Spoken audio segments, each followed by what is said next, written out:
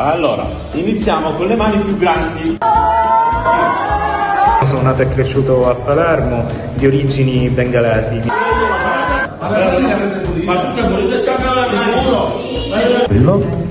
L'opera che abbiamo fatto oggi con i bambini, abbiamo coinvolti a mettere le loro impronte l'una sopra l'altra. Andiamo a noi. Essendo frutto di tante culture, oggi possiamo scrivere un pezzo di storia, proprio perché queste culture sono venute a crescere con noi. Senza pensare chi sia il compagno accanto, da dove provenga o quale religione professi. Sei mancina?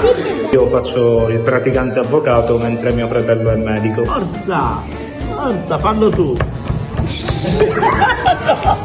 Adesso tocca a te, vero? Siamo dentro la parrocchia della Noce. Brava. Dove c'è la comunità più grande di bengalesi di Palermo. Ogni albero delle radici rappresenta una cultura, ma sotto le radici si incrociano e quindi un grande bosco di pace. Verrà un'opera finale in ceramica decorata, vuole dire che possiamo sovrapporci senza calpestarci. I bambini hanno trovato uno spazio, negli spazi lasciati dai qualcuno, e questo è quello che noi immaginiamo siano le radici del mondo. Metterle insieme, condividerle, sovrapporsi sempre nel rispetto degli altri.